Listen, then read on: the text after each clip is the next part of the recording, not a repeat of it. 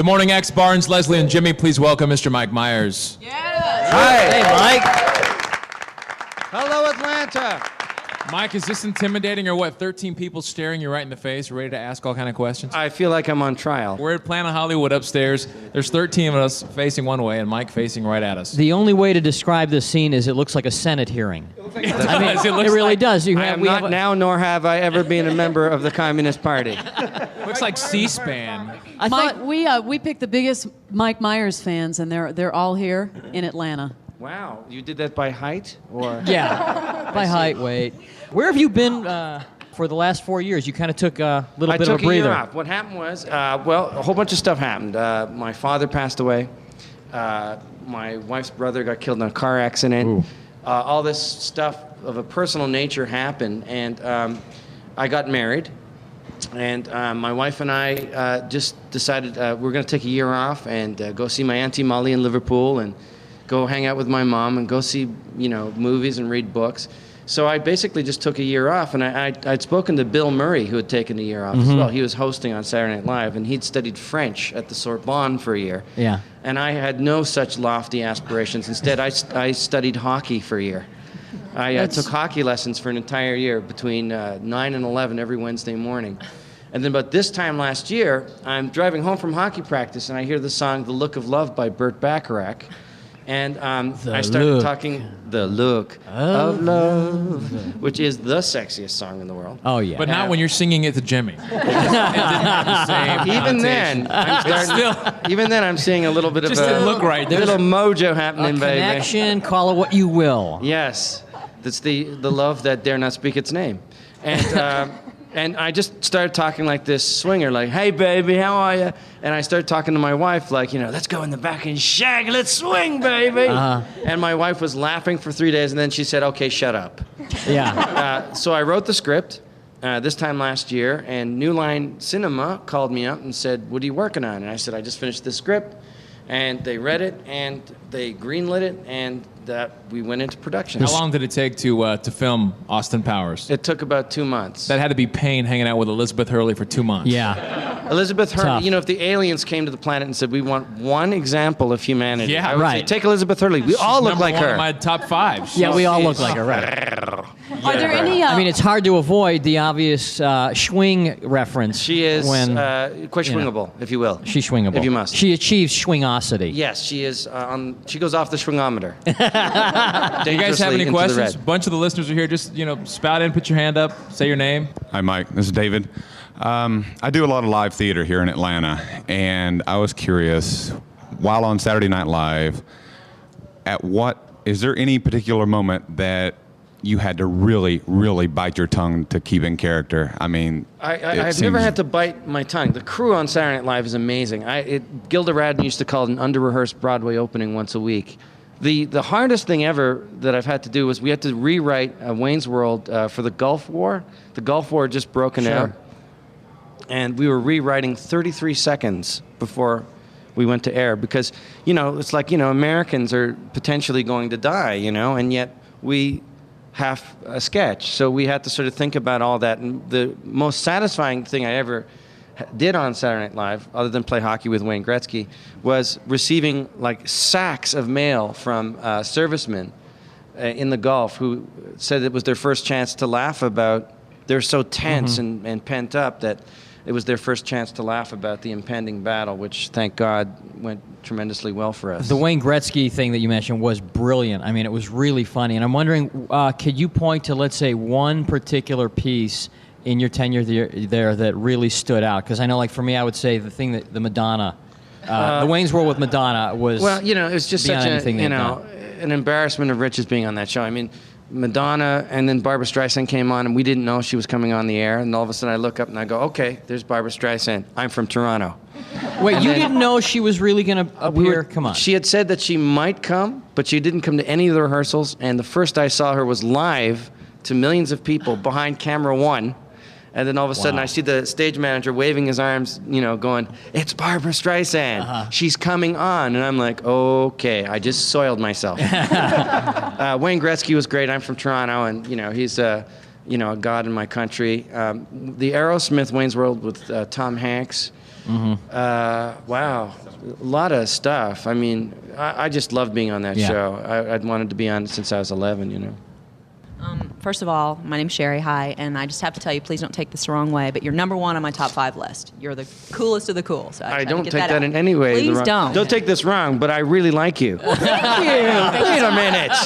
That's offside to say something nice like all right, that. back to business. Yes. My question was, I am a big fan of Paul Baldwin, and right. he only made 1 appearance, right? He made 2, in fact. I never saw the second one. Yeah. So what happened? How did you change that? Well, How did that it happen? was. I was doing an impression of my mother-in-law. I'm like this Protestant guy from Toronto of English parents, and I married a New York Jewish girl from Queens, and I met her mother-in-law, and she looked at me and she said, "Great, look at that face. That's such a goyish upon He's got the map of Ireland on him." And I used to do an impression of her to her face and make her laugh because she's a very, very, very cool lady. And I never thought of actually like going in drag, although it's well within my brief as a Canadian and British performer. We're either naked or in women's clothes. But so I just loved the way that she would say coffee and dogs and daughters. And so I did Paul Baldwin, no big whoop.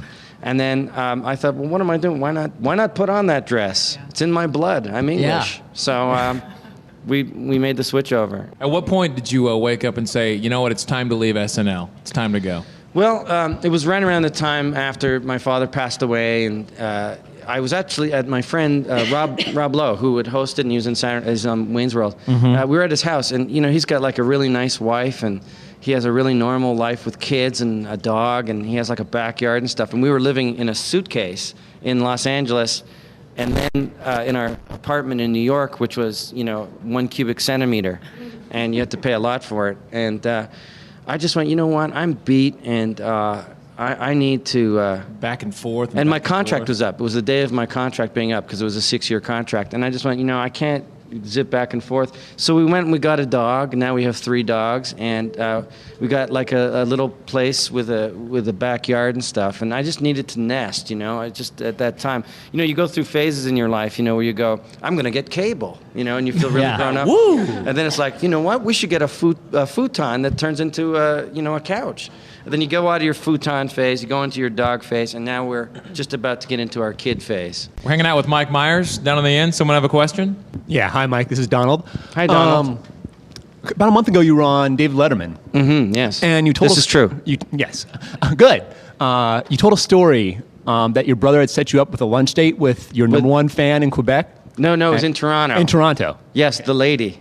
What was the story? Well, what happened was my brother, about 3 years ago, and my brother's very, very cool, and it was for charity, and set up this lunch. He said, "Mike, I hope you don't mind, but like, you're the first prize in this raffle at work, And it's, win lunch with Mike Myers. And I'm thinking that and $2 will get you on the subway. But anyways, right. And so I hope you don't mind. And I go, oh, is it already done? Oh, yeah. We had the contest already. And I'm going, okay, I'm coming up to Toronto. You'll tell me when I have this lunch. Well, 2 years go by.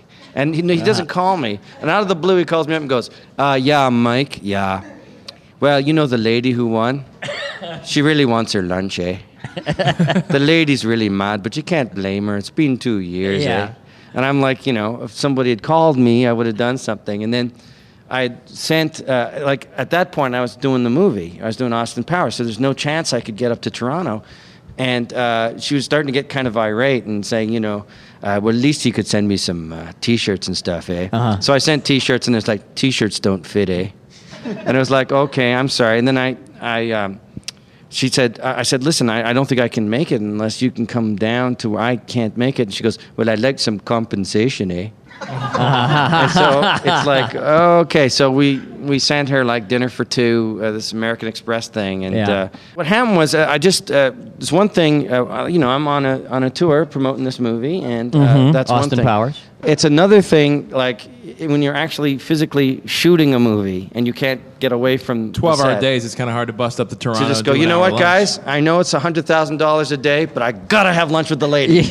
You understand, don't you?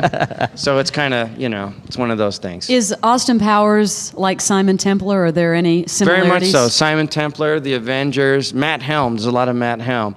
I just love that in the 60s, people were like, he's a tennis player by day and a secret agent by night. And in the 70s, it was the Partridge Family. So it was like, they're a family by day. They're in a band, 'cause Yeah. even, Fred Flintstone was in the Way Outs, It's just that whole... Yeah, about the band, Ming T. Ming T. Matthew Sweet, I guess, did he produce this? He did indeed, yes. Now, are you in the band? Well, here's what happened. I wrote the script this time last year, and I was, doing the Austin voice for my wife. And then all of a sudden, my wife knows Susanna Hoffs from the Bangles, who's also in it. And she knew Matthew Sweet, so we were just sitting around playing with guitars, which I love to do, and they love to do too, even though they're big, musicians and stuff. And I said, let's have a band. So we went out with Austin Powers and Ming T. And so I was Austin Powers in these clubs, because I had bad English teeth from a TV commercial I'd done on SNL called English Toothpaste, made entirely out of sugar. And so we have this band, and I'm ready to go on tour. Why do British people have such bad teeth? They won the war and lost their teeth. I mean, there's got to be a reason, though. Well, I can tell you, growing up in an English household where it was like, would you like some meat? Yes. Would you like some chocolate with that meat? It's like they eat like about a metric ton of sugar a year, but they have great chocolate, so you can't blame them. Man, there must be a lot of poor orthodontists in Well, England. they view the teeth as a vestigial organ like the appendix. But. Okay. You could kind of see Austin Powers brewing in the back of your head. I mean, if you go back over like a lot of your Saturday Night Live stuff, even the Simon stuff, I mean, you could kind of see traces of Austin for years. I mean, this thing was bound to happen. Well, my parents were born in Liverpool, and they came to Canada in 1956. So for the first 5 years of my life, I thought I was related to the Beatles. Sure. In fact, the school psychologist had to sit me down and separate John Lennon from my dad. Right. Here's your dad. Here's the guy in the Beatles. And eventually it sunk in. How often do you keep in contact with Dana Carvey? Well, it's hard, because he has kids now. He's in his kids phase. Right. I'm still in my dog phase. Do you guys ever hang out and chat on the phone? Oh. What's going on, guy? A lot, but it's hard to sort of say, okay, I'm going to meet you on Saturday, because he has to get a babysitter and stuff. But I saw him at a reunion of sorts, which was a tribute to Lauren, and that was a blast. And I saw him at New Year's at Phil Hartman's house, which, Dana's just hilarious. So we had a blast. I'd love to see him more, but everybody He's right here, Mike. We have him right here. Come on. Bring out Dana Carvey, this is your life. He's hilarious. He's a really good hang. He's as funny in life as he is on stage, which a lot of comedians aren't. Yeah. Question? Hi, Mike. I'm Hello. Robin. Hi, Robin. I had a question for you about what Sherry was talking about with where you got the inspiration for Sprockets and like the kid who banged his head on the monkey bars and all the different characters that you came up with. Well, I mean, Linda Richmond was your mother-in-law, but what about the others? Oh, okay. Sprockets was a waiter in Toronto named Dieter, who was an exchange student from Germany, who came over to Toronto for half a summer. And he worked at my favorite bar in Toronto. And he would literally come up and say, all right, what is your order? He'd say, okay, I was thinking of getting a salad. Your order has become tiresome. And then his favorite song would come on and go, I'm going to dance. And then he would dance. And then after a while we got to know him, and it would be sort of things like, today's specials are interesting, but before I tell you them, I want to tell you that you are a silly bitch. Interesting. I'll have the hot dog. At what point did he use it? Would you like to touch my monkey? Where that's Well, like? he was in a thing. He was an artist that was into textures, so he would have this box with a hole in it, and so it would be feel inside. And it would be like ping pong balls, and he goes, "Isn't it exquisite?" And then other days it would be like tacks, and then it was like a monkey. There was a monkey inside there, and he was saying, "Put your hand out." I said, "It's a live animal. It's a carnivore. Touch him. Touch the monkey." So he had this box of textures that you didn't know what it was, and then you would have to. He would videotape you saying how it felt, and that was his installation. Hanging out with Mike Myers. Who hasn't had a question yet? Hi, Mike. My name's Adam. Hi, Adam. It seems like every funny person that comes out of Toronto winds up in SCTV in Chicago, and that's where Lorne Michaels seems to go prowling for young talent. Not to confuse him with Madonna going down the East Side River, but is there anybody that you worked with when you were younger in Chicago that didn't get a break like you did that you wish you could bring into a movie? Everybody. I have a theory about acting, and that is, but by the grace of God go I. It's nice to have a job, and there's no heavy lifting. So Yeah. for me, it's like, I was in a group of people at Second City Toronto who are exceedingly, exceedingly talented. And it really is just the dice roll. And people always say, what are your plans? My plans? Employment. I have no plans. And most people I talk to, it's just, When you're the guy that makes it out of a troop or something, you know that those 10 are going to come calling. What do you say to them? Nobody came no? calling, and everybody It seems like was they kinda extremely show happy up. for me. I mean, some friends of mine have been in some of the movies that I've done, but you don't want to be sitting there and be throwing them scraps. I mean, because they're great artists, and Right. it's just really a dice roll. It's just they needed, I guess, on Saturday Night Live, a small guy, so I got a gig. You know what I mean? It's that simple. If they'd needed a tall guy, I would be out of a job. It's just one of those things.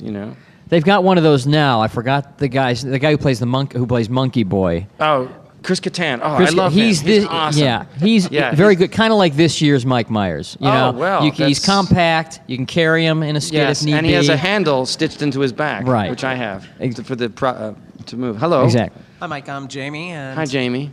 And I've been wondering, as far as everything is concerned, what's the next step for you after Austin Powers? Well, funny you should ask that after I just said that. The thing that is next for me is I actually just, I'm in negotiations for another movie that I don't know if it's going to happen or not. A comedy? It's a comedy, yeah. I think that you ought to use something with your hidden talents in hockey.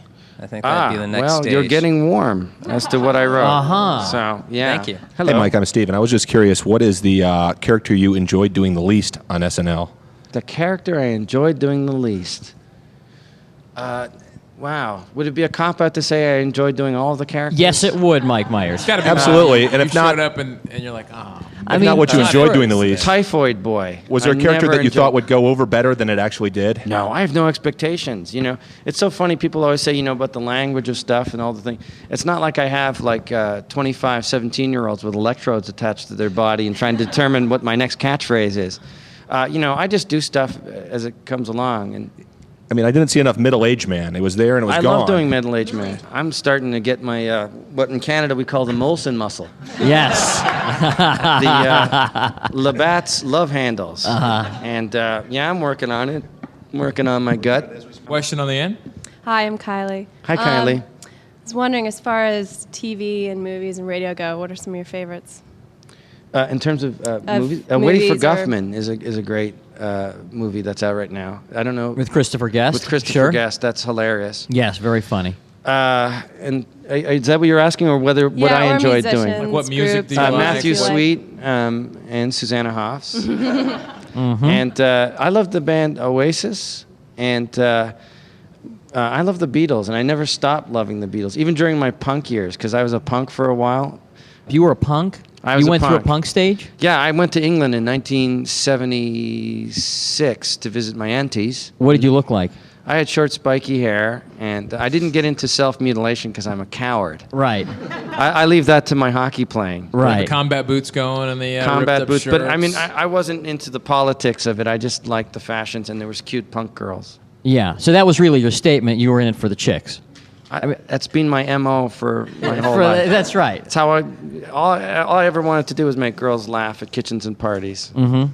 Scarlett? Hi, Scarlett. I had one last question about Saturday Night Live. On the show, I know a lot of times everything's political about what you can and can't say, what you can and can't do. Were there a lot of times where you and the other actors would get on there and be like, at the last minute, be like, well, I'm going to go ahead and do this, and get in trouble for it later? No, I never did that. I'm kind of like, having been a guest in your country, do you know what I mean, from Canada, I kind of never wanted to get in trouble, you know what I mean? So I was kind of a coward. I really never had much censorship at all, actually. The standards and practices people at NBC were pretty cool about stuff. There's only one thing that I kind of went, okay, that's insane. It was the Madonna Wayne's World. The best. And yeah, but we could have me say, look at the unit on that guy. But we couldn't have 4 people who are scantily clad on a couch because it was considered a group sex scene. And that's the only time I was like, cuckoo. Another question. Now, when you're not, you're talking about your time off that you had in between here, and your time off, blah. I took time off. Yes. What is a normal day for you besides when you're not making a movie, when you're not promoting a film? I mean, what do you do around the house? Do you get up still early in the morning? Well, the dogs wake us up early. You know, we have 3 dogs, and they sleep in the bed. So we go down, feed the dogs, and then my day starts, you know, phone calls, and I have a hockey game at 11 o'clock. And then, you know, watch hockey, watch the History Channel. Oh, yeah. Do you guys get the History Channel down? Yes, I love the History Channel. I'm addicted to it. That's Anything in black excellent. and white that involves World War II. And anything that involves an operation, surgery on TV. I watched the operation show. Did you Surgery see that on thing where the guy got his kneecap replaced? It's awesome. That was awesome. You know, where they're chiseling away at the patella? That's the Cringe channel. That channel's Yeah, rough. but That they're is not making awesome. enough of that channel. They need to. I mean, people will watch that if they, you know. I want to put some billboards Just so you know, up. there's a hernia special coming out. And, I'm there with bells all on. over it. Is there anything you would not do for a laugh? If you knew you get a laugh on screen out of it? Well, my theory is I will drop my pants, but only to my knees. Okay. That is my my credo in life. Anything that makes me laugh, I like to do. The hardest thing to do in this movie is there's a scene where Elizabeth's in the foreground blocking my bits and pieces. And we had to, we tried a whole bunch of different things for me to wear, so to maintain my modesty in front of the crew. Yes. As if I still had any at that point. Yeah. And the only thing they could think to do was 2-way tape. Oh. So I had to tape, you know, my twig and berries. And Really? people have asked me what's the hardest thing to do in acting. You had to And tape them? I had to tape them, and you know, taping them is one thing, but at the end of the day, You got to take that tape You've off. got to get rid of the tape. let me say this: it involved scissors, the jaws of life. Hopefully Elizabeth Hurley helped And you out. no, that was too gruesome to have. Ooh. And Cajun DeSoto came by and helped me out. And if you're doing that on the set and you've got Elizabeth Hurley right there, I mean, it'd just be very awkward. Probably would have undone itself for me. Yeah, if you know what really. I'm saying. Hey, I'm sorry, I don't understand that. He doesn't understand. I don't get insert double meaning. swing there. That's right. Thanks for Okay. your time. Thank you Not very at much. all. Mike Myers on the Hello, Morning X. Atlanta. Woo! The best of the Morning X. 99X.